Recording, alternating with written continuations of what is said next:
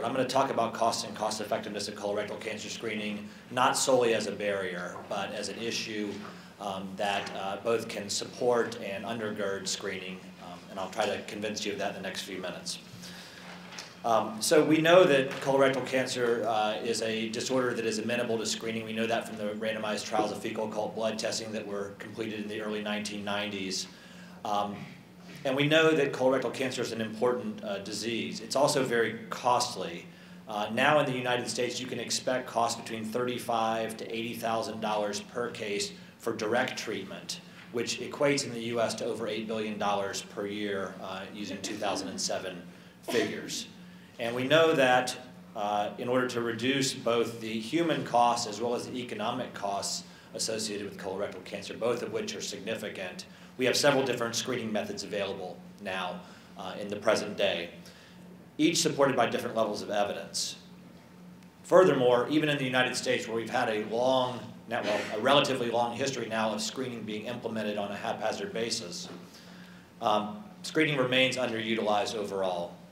And the interventions are needed both at the clinical level and at the health policy level to improve screening availability and uptake. And what I'd like to show you in the next few minutes is how we can use cost-effectiveness analyses to help inform these tasks. So cost-effectiveness analysis, I don't think should be thought of simply as a measure of counting up dollars spent. Rather, it can be used in several different ways that may be helpful, several of which I think we've already touched on this morning. It can help effectively allocate resources. That could be for health versus non-health reasons or for different spending within health. It can be used to compare the value of services for different conditions and compare different test and treatment strategies for the same conditions. And I'll show you a little bit of that data later. And it can also be used to direct implementation efforts and resources. This is an area that has not been touched upon a whole lot in the past. But just as we can determine the cost effectiveness of a given screening modality, we can also determine the cost effectiveness of different ways of promoting screening, for instance, sending letters versus telephone calls. And this is an area where I think a substantial amount of work needs to be done in the next 5 to 10 years so we can understand how effective and how cost effective different approaches are. So cost effectiveness analysis provides a measure of value by comparing the incremental health benefits and costs of different strategies. Its advantages are that it's comprehensive, so it really should consider all the relevant costs and benefits. The benefits are often expressed as life years gained, sometimes as quality adjusted life years gained. That's a useful metric. The costs are usually expressed in monetary units, not because all costs are in monetary units, but because costs can easily be compared and translated when they're expressed in monetary units like dollars. And then the cost effectiveness ratio is just the ratio of the cost difference between one strategy and another over the life years saved by one strategy and another. I just wanted to go through that so that some of the data that will follow will make sense to you who are not used to looking at these kind of analyses.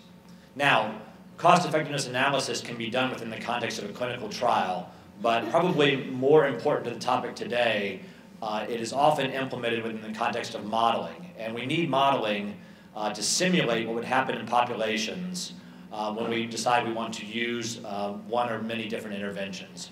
It doesn't become possible for us to compare in randomized trials all the different colon cancer screening strategies that we might want to implement or all the different time intervals they might be implemented over. Those things become both expensive and require long durations.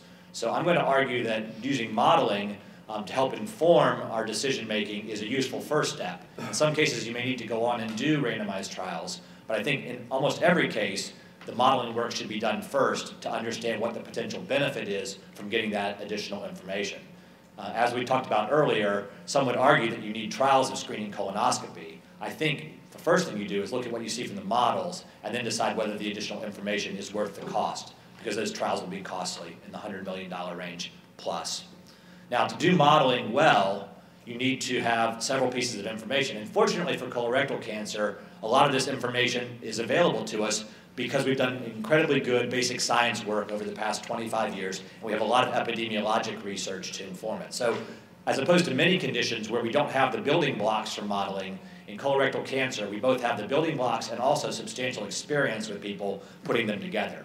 You need information about the natural history of colorectal cancer. We know a lot about that, but certainly not everything we need to know in order to be sure of our results. We need to know about test accuracy. We've talked about that some this morning. We need to know the effects of treatment. So once you've identified people at various stages of cancer, how effective is treatment? And we need to know information about costs. Now, costs are not fixed costs. They change over time as technology gets better. Sometimes they go up and sometimes they go down. And we have to incorporate that information as well. And then we need to know something about the different values that people attribute to different health states. Obviously, being alive is better than being dead. But how bad is it to live with the diagnosis of cancer versus not have that diagnosis? How bad is it to live with advanced cancer undergoing treatment compared to not being in that state? Those things are important for modeling studies. And there are different techniques available to do modeling. I won't get into a lot of those details today, but suffice to say that we still don't know whether a given technique is better than another, and more work needs to be done in that area. Unfortunately, the National Cancer Institute is sponsoring a lot of that work, some of it being done here at Memorial Sloan Kettering. Which costs need to be considered? Well, certainly when we do cost effectiveness analysis, we need to consider the costs of tests and treatments that we're going to apply. Importantly, on the other side of the equation, we need to consider the avoided costs from better health outcomes. And that's very important. So the idea here is that by doing screening, we will expend some money, but we're going to save some money as well by people doing better and not having as expensive a care because they weren't diagnosed with advanced cancer. Some costs that aren't often incorporated in colorectal cancer screening analyses that need to be include the cost of patient and caregiver time. Any of you who have cared for a sick loved one or relative recognize that is a substantial commitment that needs to be acknowledged. And if we don't count it, we don't have a full accounting of the costs of a given illness. Similarly, for screening, the cost that a patient has to invest going to get screening is a real cost. Now, obviously, if you're going to be diagnosed with cancer, that cost of going to get your screening test is very small. But remember, at the population level, many, many people are getting screened in order for a few to benefit. And we have to be cognizant of those costs when we think about our program, because again, most people will not derive direct benefit from screening. Another area of costs that have not been considered in the cost effectiveness analyses and that are very important, and I think David alluded to this in his very first talk this morning, are the costs of implementation and adherence building. So most of the models of colorectal cancer screening that I'm going to show you in just a minute have not included the cost required to achieve the levels of adherence necessary to derive their benefits. And that's very important. And it is probably differential between the different kinds of screenings. For example, fecal occult blood testing programs require a lot of infrastructure. You must have infrastructure to make sure the tests get done on a regular basis year after year. Similarly, colonoscopy-based screening programs require even more stringently excellent quality assurance and quality control so that the tests are really as good as they have been done or assumed to have been done in the studies that inform the models, okay? So that is an area of costing that has not been considered. It turns out that this is such a good deal, colorectal cancer screening is such a good deal, we can probably absorb those costs quite easily, but we need to start including them in the analyses and thinking about them in a scientific way. That has not been done to date as well as it needs to be. So maybe this meeting can be the beginning of more work in that area. The perspective that's considered is also important. Really, these kind of analyses need to be considered from the societal perspective in the sense that they include all the costs that we talked about on the last slide. If you take the perspective only of the payer, you may ignore important costs, for example, the costs related to caregivers or patients. Another concept that has to be considered in screening is the concept of discounting. This concept, in its more qualitative term, means that all of us would prefer to have health outcomes now rather than health outcomes in the future. We like to have, well, not just health outcomes, we prefer things now, benefits now rather than benefits later. That's a human characteristic. How strong it is, though, is an important characteristic that has to be considered. Especially because prevention, in many cases, we assume both harm and cost up front in order to get benefits in 5, 10, or 20 years. So that becomes an important characteristic that models have to account for. And then finally, probably the area of modeling that is most uncomfortable to people is, are we certain that the parameters that go into the model are right? And we're never certain of the parameters. Even if we have 5 randomized trials of screening colonoscopy, we will not be able to get down to a single figure. So we're always having to cope with uncertainty. Models allow us to cope with uncertainty in a structured way to look at which areas in which the uncertainty matters, and which areas where it doesn't really matter so much whether we know whether the rate is 10% versus 15%.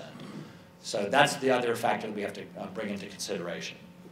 And there are many ways to cope with these, with uncertainty through modeling, different types of sensitivity analyses, different types of more sophisticated modeling that includes simulation that was not possible 20 years ago, even with mainframe computers, that is now can be done on a laptop as we've had better computing capability. So that's an advance in technology that's really helped us. People oftentimes ask, well, isn't cost-effectiveness analysis just being used to decide whether we should do something or not as a means of rationing care? And that really reflects back on the question of what's the cost per life-year gain that's considered to be a good value. And one of the things I like most about meetings like this, where we have people from many different countries, is that different societies have different implicit ideas about this. I think it's important to emphasize that there really is no good agreed upon standard. Even in the more organized systems, I don't think they've used this kind of a metric in a systematic way. In the literature, you see many people citing $50,000 per life year gained as being a threshold at which if your service costs less than that, it's good. If it costs more than that, it's too expensive. Well, that figure was originally cited about 15 years ago. You can't keep that same figure going forward. If you just adjust it for inflation, it's much higher than that now. So the $50,000 figure is not reasonable. Economists have come up with different ways of finding what might be a reasonable threshold, and they've used different techniques. Generally, in high-resource countries, we can afford to spend quite a bit more than that per life year gained, or we should want to spend more than that per life year gained, but that has not been reflected in health policy as of now. All right, so getting to the colorectal cancer screening data. First of all, the question, is colorectal screening cost effective? Well, compared to doing no screening, all the studies that have been done, all the modeling studies that have been done, have found colorectal cancer screening to be a good deal by any of the available methods. So to answer that question quite easily, yes, colorectal cancer screening is a good deal. In fact, it turns out that when we've looked at it compared to other screening services in the United States, colorectal cancer screening is in the top 5 highest yield preventive services according to the Prevention Priorities Project that takes into account both cost effectiveness and impact. So it would be hard pressed in a wealthy society to not decide to do colorectal cancer screening. You can also use it to compare different kinds of colorectal cancer screening. And I'll give you the bottom line, which is that based on the information we have available to date, it is not clear that there is one single method of screening that is clearly better than the others when you take into account all the considerations, including costs. Generally, colonoscopy screening, which you can see in the 4th line here, tends to perform pretty well.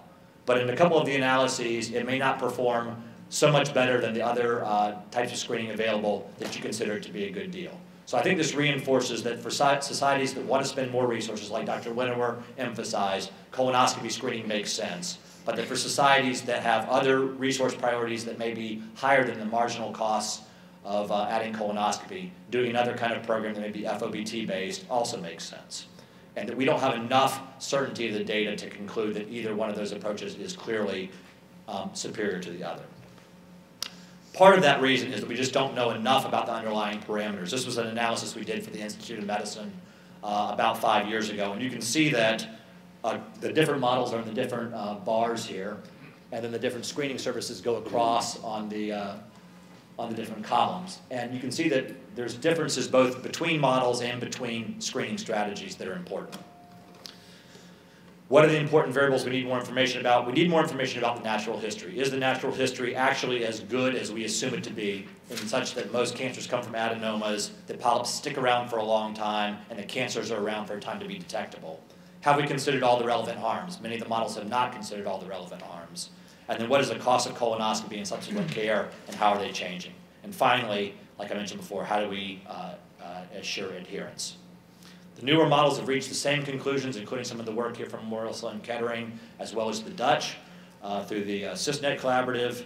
And I just want to end it by saying that CT colonography has also been looked at in terms of its cost effectiveness.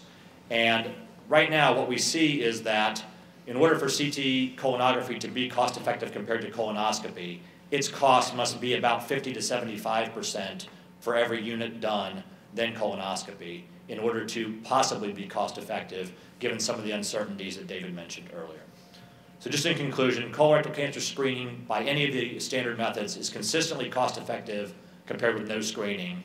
It's a high priority area for investment of health research.